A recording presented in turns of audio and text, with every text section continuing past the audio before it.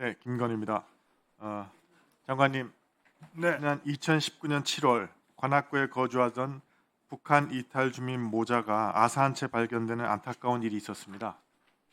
통일부는 그 후 재발을 방지하고자 북한 이탈 주민 안전지원팀을 만들었다가 23년 3월에는 안전지원과를 확대 운영하고 있습니다.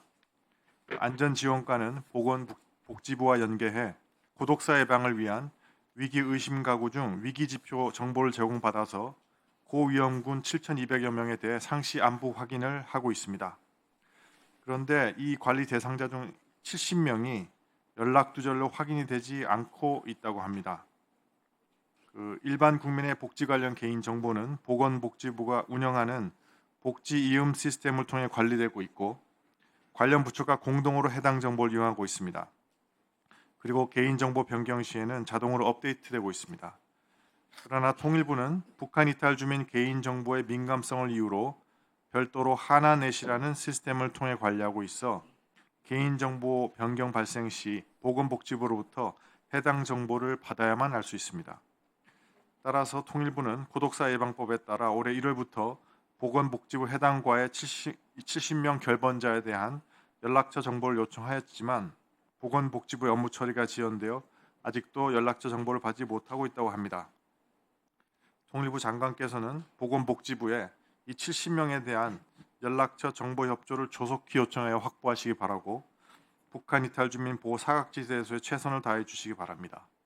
또 복지부와 협의해서 복지 이음 권한 제공, 하나넷 이용 권한 확대 등 탈북민 정보 시스템에 대해 지자체 공무원의 이용을 확대하는 방안을 마련했으면 좋겠습니다. 그렇게 하시겠습니까? 네, 그렇게 하겠습니다.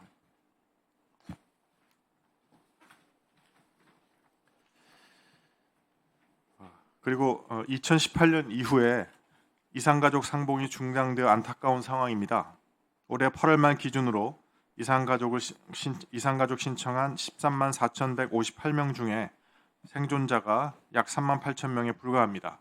신청자 상당수가 고령자여서 생존자의 수는 앞으로 급감할 수밖에 없습니다. 통일부가 2005년부터 영상편지 사업을 해서 현재까지 총 2만 6,100편을 제작 보관하고 있습니다. 이산가족의 모습을 사후에라도 북한에 전하기 위해 연구 보관하고 있습니다. 시간이 지날수록 결국 이산가족의 생전의 모습을 영상에 담아두고 향후 북한에 있는 가족에게 잘 전달될 수 있도록 하는 것이 중요합니다.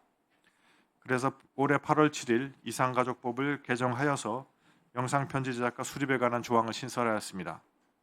그런데 영상편지 제작과 신청 등 절차에 관한 보관 유지 등에 대해 구체적인 사안은 대통령령으로 정하도록 해놓았고 시행령에 통일부 장관이 관련 규정을 정하도록 되어 있으나 아직 마련되어 있지 않다고 합니다. 법이 2월에 개정되어 8월 시행까지 6개월간 기간이 있었음에도 관련 업무에 필요한 근거를 마련하지 않은 것입니다.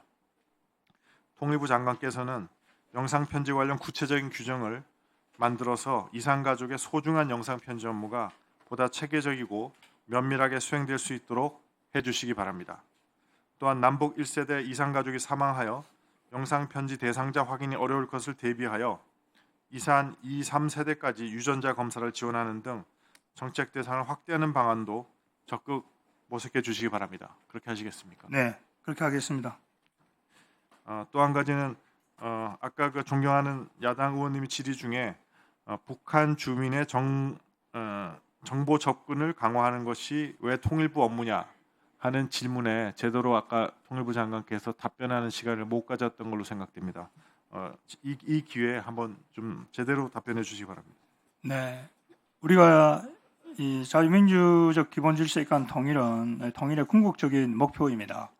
그 궁극적인 목표로 가는 과정에서 북한 주민들도 외부 정보를 자유롭게 접하고 또 자기 스스로의 삶을 개척할 수 있는 그런 최소한의 정보는 제공되어야 되고 그런 정보를 제공하는 것은 자유세계에 살고 있는 우리 국민 그리고 국제사회가 당연히 해야 될 일이다 이런 생각을 합니다. 예,